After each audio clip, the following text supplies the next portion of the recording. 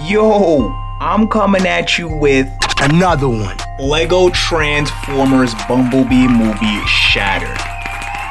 Version 2. Damn, son, where'd you find this?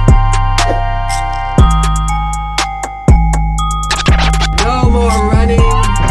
No more hiding.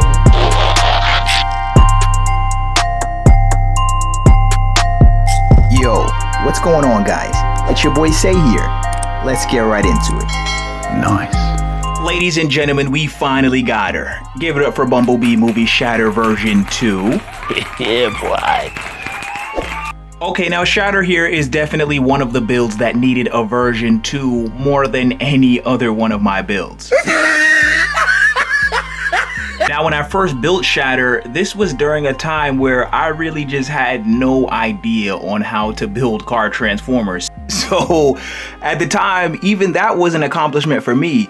But yo, you gotta start somewhere, bro. Like, Rome wasn't built in a day. So a lot of my earlier car transformers, they was looking pretty fast-sent. Oh! But now we done leveled up, so we not even worried about all that. So let's talk improvements.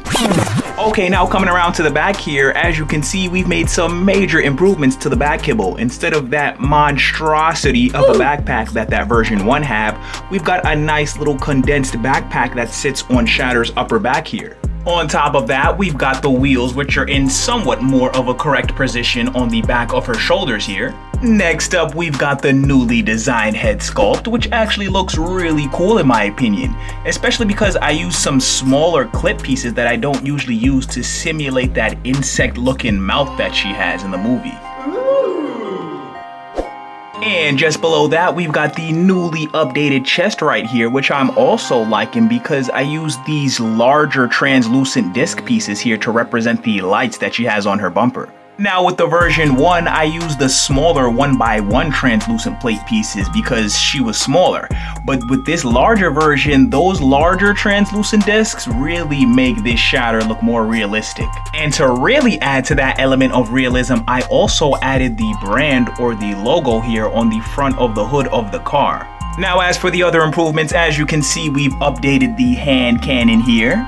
Last but not least though, I've also redesigned and reproportioned the arms. And just as a little Easter egg here, I've got Shatter holding the deceased B-127's head in her hand. Oh, that's hot. That's hot. Now the one little drawback that we do have here is the fact that the car engine gets removed during transformation and just gets placed on the side as sort of an accessory for Shatter's robot mode here.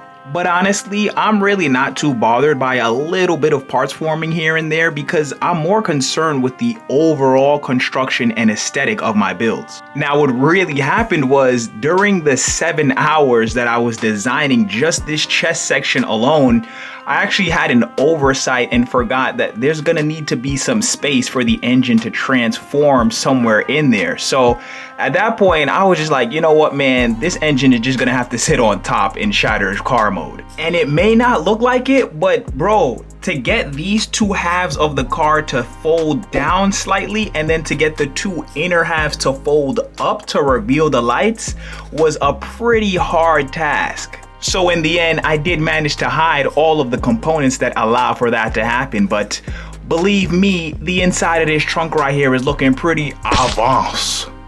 Now the overall build time for Shatter version 2 here is a calm 16 hours, so nothing too crazy. If I remember correctly, I believe that version 1 was a good 42 hours, bruh.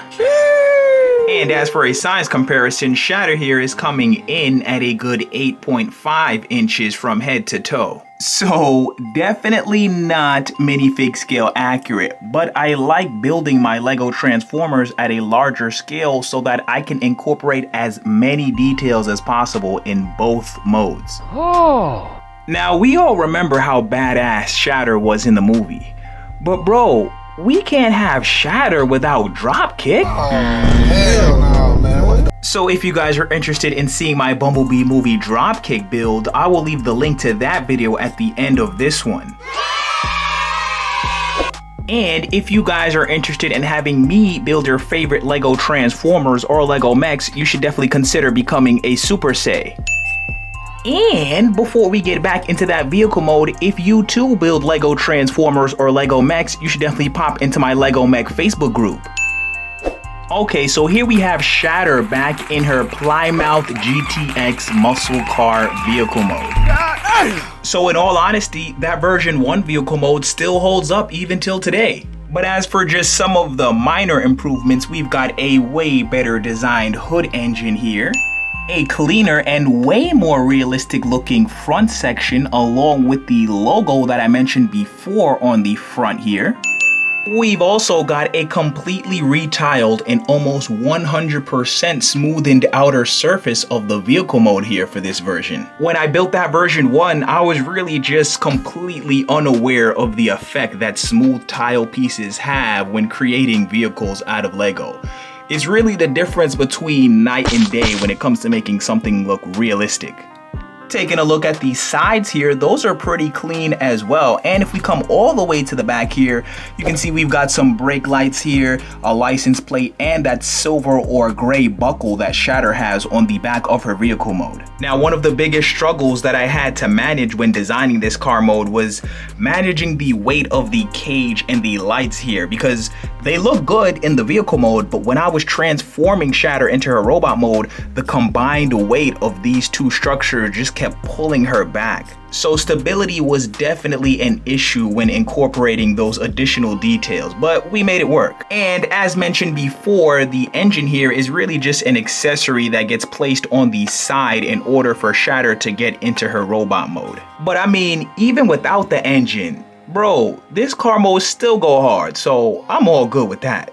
Now, Shatter is supposed to be a triple changer because she's actually supposed to transform into this muscle car here, and she's also supposed to transform into a jet. But you see, we crazy, but we not that crazy, so that ain't happen.